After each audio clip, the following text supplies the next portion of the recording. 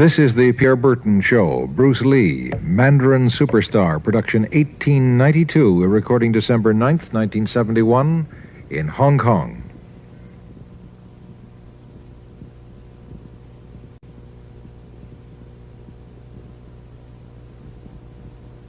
Bruce Lee faces a real dilemma. He's on the verge of stardom in the United States with a projected TV series on the horizon, but he's just achieved superstardom as a film actor here in Hong Kong. So what does he choose, the East or the West?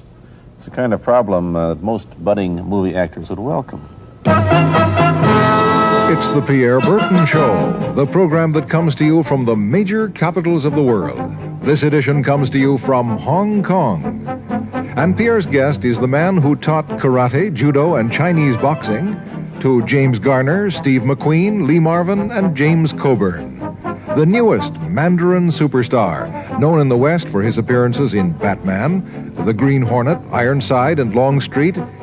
His name is Bruce Lee, and he doesn't even speak Mandarin. And here's Pierre. Well, how can you play in Mandarin movies if you don't even speak Mandarin? How do you do that? Well, first of all, I speak only Cantonese. Yeah. So, I mean, there is quite a difference as far as pronunciation and things like that go. So somebody else's voice is used, right? Definitely, definitely. You just make the words. Doesn't that sound strange when you go to the movies, especially in Hong Kong, in your own town, and you see yourself with somebody else's voice? Well, not really, you see, because most of the Mandarin pictures done here are dubbed anyway. They're dubbed anyway? Anyway, I mean, disregard. I mean, they shoot without sound.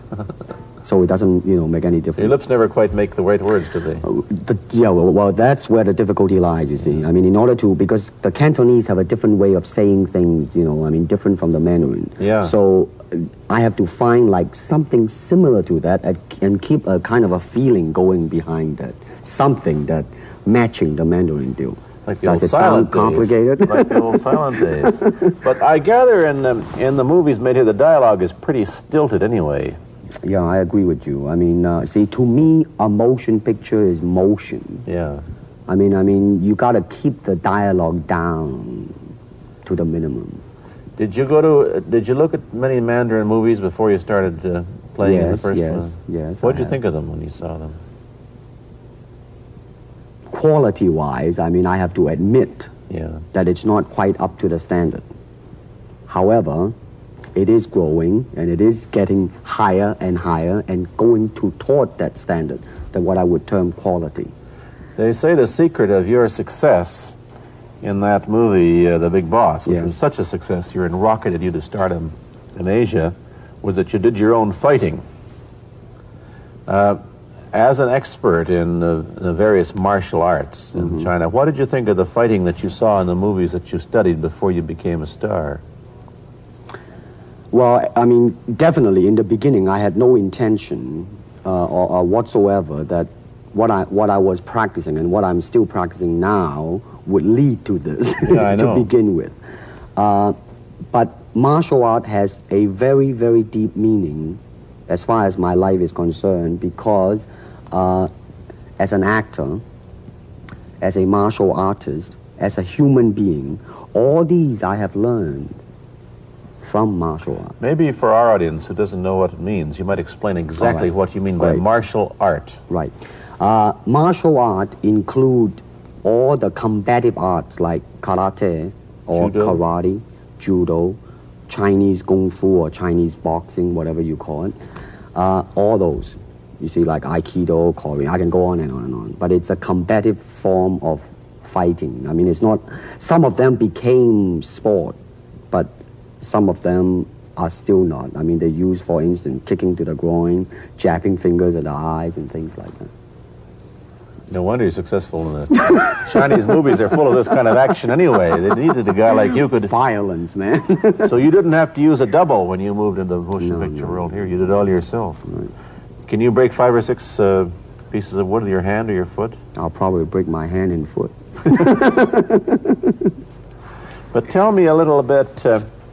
you set up a school in Hollywood, didn't you, for people like James Garner and Steve McQueen and the others? Yes. Why would they want to learn Chinese martial art? Because of a movie role? Not really. I mean, most of them, you see, to me, at least the way that when I teach it, all type of knowledge ultimately means self-knowledge. So therefore, they are coming in to, and ask me to teach them not so much of how to defend themselves or how to do somebody in. Rather, they want to learn to express themselves through some movement, be it anger, be it determination, or whatsoever. So in other words, what I'm saying, therefore, is that he is paying me to show him in combative form the art of expressing the human body. Which is acting, in a sense, isn't it? Well... Or it would be a useful tool for an actor to have. It might sound too philosophical, but it's acting or acting unacting. If you... You've lost me. I have, right? So what I'm saying, actually, you see, it's a combination of both. Here it is the natural instinct, and here is control. You are to combine the two in harmony. Not, if you have one to the extreme, you will be very unscientific. If you have another to the extreme, you become all of a sudden a mechanical man, no longer a human being. So it is a successful combination of both. So therefore, it is not only, so therefore it's not pure naturalness or unnaturalness. The ideal is unnatural naturalness or natural unnaturalness. Yin yang, eh? Right, man, that's it. One of your students, James Coburn, played in a movie called Iron Man Flint, in which he used karate. Is that what he learned from you? He learned it after. Oh, after, after he played in Iron Man. Right. You see, actually, I do not teach, karate because I do not believe in styles anymore. I do not believe that there is such thing as like Chinese way of fighting or the Japanese way of fighting or whatever way of fighting, because unless human beings have 3 arms and 4 legs, we will have a different form of fighting. But basically, we have only 2 hands and 2 feet. So styles tends to not only separate man, because they have their own doctrines, and then the doctrine became the gospel truth, that you cannot change, But if you do not have styles, if you just say, well, here I am, as a human being, how can I express myself totally and completely? Now, that way, you won't create a style, because style is a crystallization, that way, it's a process of continuing growth. You talk about Chinese boxing. How does it differ from, say, our kind of boxing? Well, first, we use the feet. That's and then we use the elbow. And do you use the thumb too? You name it, man. We use it all. You have to, you see, because, that is the expression of the human body. Everything, not just the hand. And when you're talking about combat, well, if it is a sport, now you're talking about something else. You have regulations, you have rules. But when you're talking about fighting as it is, no rules. With no rules. Not real fighting. Well, then, baby, you better train every part of your body. And when you do punch, now I'm leaning forward a little bit, hoping not to hurt any camera angle. You got to put the whole hip into it and snap it and get all your energy in there and make this into a weapon. I don't want to tangle you in any dark that right now. You came at me pretty fast there. What is the difference between Chinese boxing and what we see these young men doing at 8 o'clock every morning on the rooftops in the parks called shadow boxing, which they're always... Well, actually, you see, that is part of Chinese boxing. It is. There are so many schools. Everybody here seems to be, going like this all the time. Well, that's good. I'm very glad. I'm very glad to see that, because at least somebody is caring for their own body, right? Yeah. That's a good sign. Well, it's a kind of a slow form of exercise, which is called Tai Chi Chuan. I'm speaking Mandarin just now. Yeah. Cantonese, Tai Chi Kun, okay? I see. And it's more of an exercise for the elderly, not so much for the young. Give me a demonstration. Show me. Can you do a little bit of it? Just so the hand-wise is very slow. Oh, is it? and you push it out, but all the time you are keeping the continuity going. Bending, stretching, everything, suppose, I mean, you just keep it moving. It's like a ballet dancer there. Yeah, it is. I mean, to them, you see, the idea is running water never grows stale. So you got to just keep on flowing. Of all your students, famous, James Garner, Steve McQueen, Lee Marvin, James Coburn, Roman Polanski, which was the best, who adapted best to this Oriental form of exercise and defense? Well, depending, okay? Now, as a fighter, Steve McQueen, now, he is good in that department because that son of a gun got the toughness in him. Yeah. I see it on the screen. I mean, he would say, all right, baby, here I am, man. And he'll do it. Yeah. Now, James Coburn is a peace-loving man. Yeah, I met him. Right? I mean, you've met him. I mean, he's really, really nice. I mean, super mellow and all that. I mean, I mean, now, he appreciates the philosophical part of it. Therefore, his understanding of it is deeper than Steve. So it's really hard to say. You see what I'm saying now? I see. I mean, it's different. So that's, I mean, depending on what you see in it. Interesting. We don't, in our world, and haven't since the days of the Greeks who did, combine philosophy and art with sport. But quite clearly, the Oriental attitude is that the three are facets of the same things. Man, listen, you see, really, to me, okay, ultimately, martial art means honestly expressing yourself. Now, it is very difficult to do. I mean, it is easy for me to put on a show and be cocky and be flooded with a cocky feeling and then feel like pretty cool and all that. Or I can make all kinds of phony things, you see what I mean?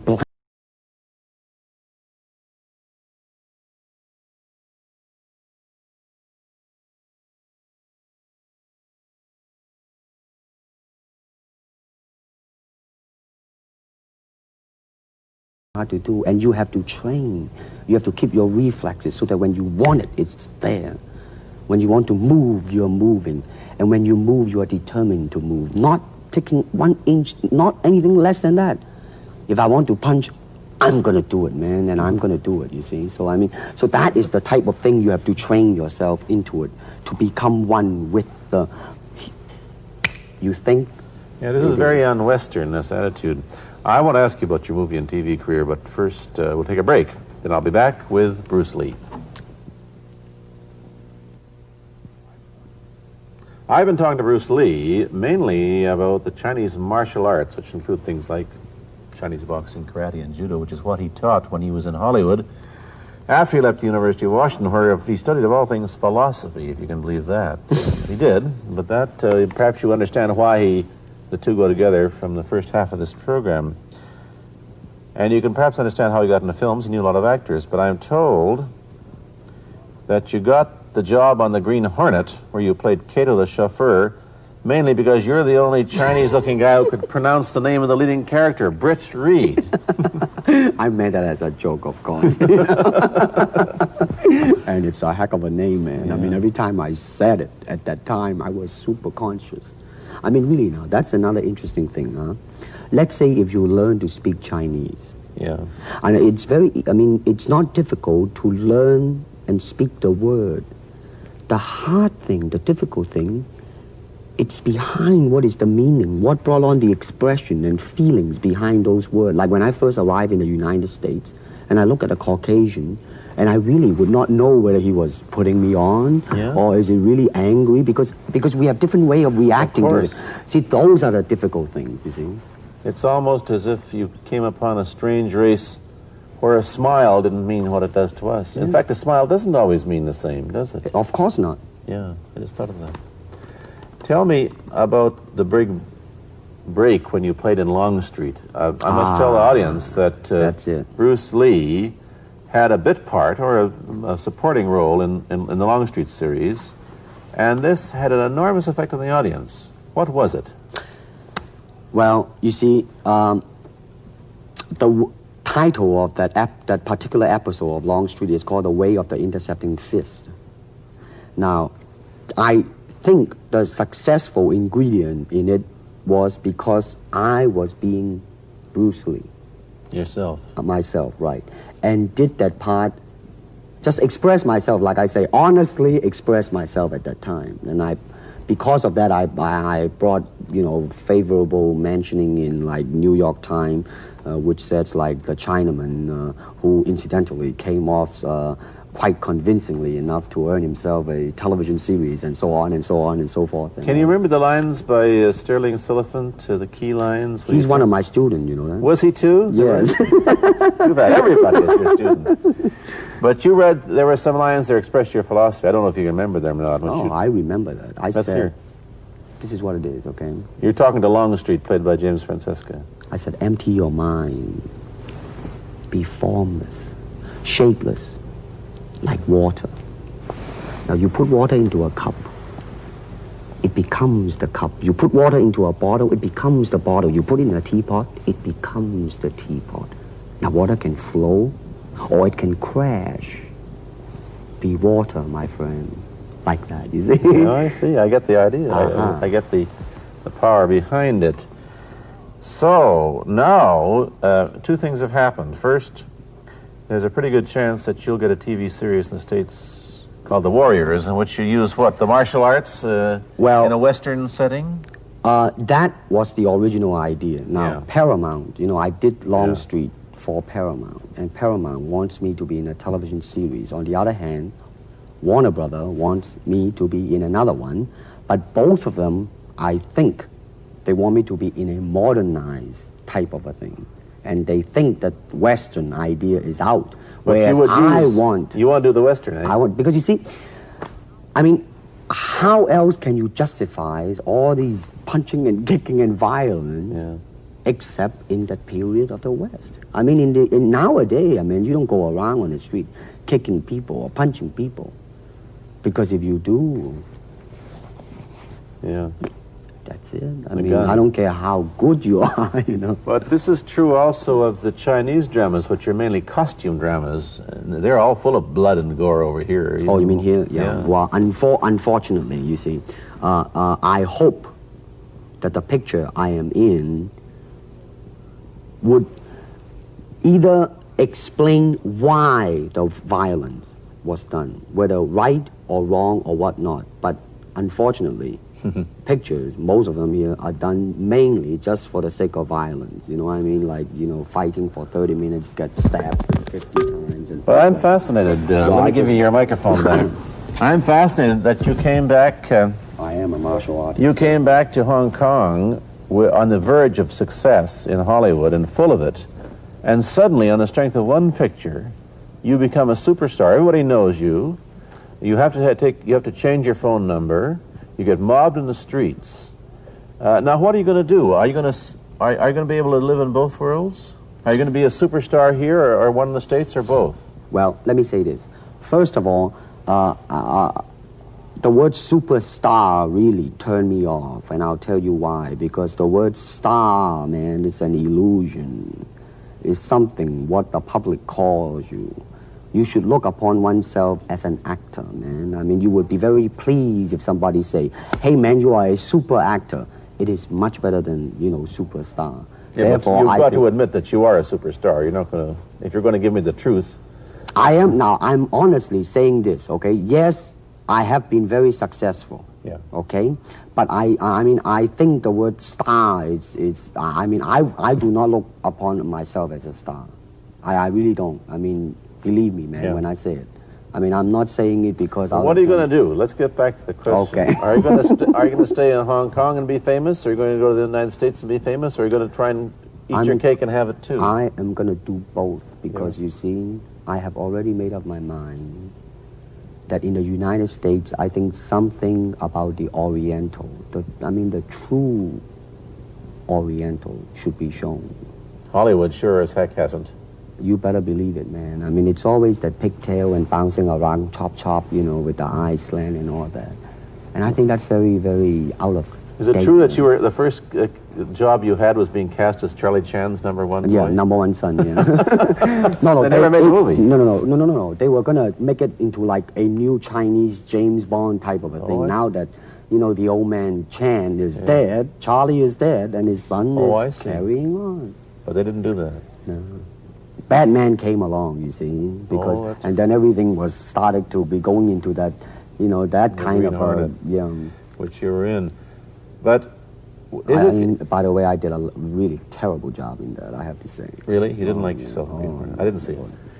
Let me ask you, however, about the problems that you face as a Chinese hero in an American series. Have people come up in the industry and said, well, we don't know how the audience are going to take a non-American?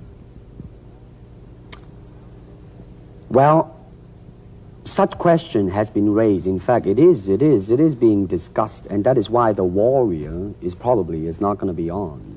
I see. You see, because unfortunately, such thing does exist in this world, you see, like, I don't know, certain part of the country, right?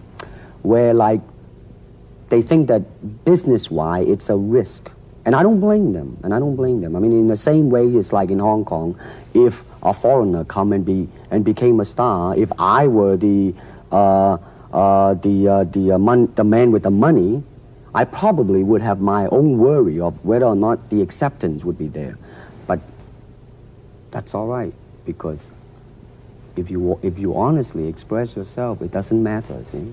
Because are you, how about the other side of the coin? Is it possible that you are, I mean, you're fairly hip and fairly Americanized. Are you too Western for Oriental audiences, do you think? Oh, man, like, how? I have been criticized for that. You have, eh? Oh, yes, definitely. So. Well, let me say this.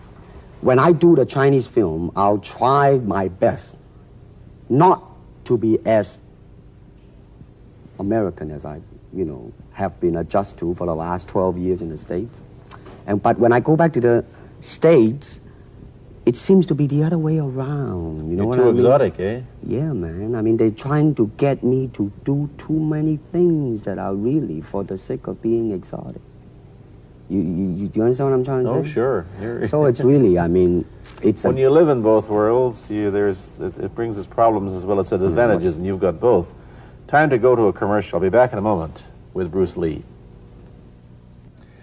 Let me ask you whether the change in attitude on the part of the Nixon administration towards China has helped your chances of starring in an American TV series. Well, first of all, this happened before that. Yeah.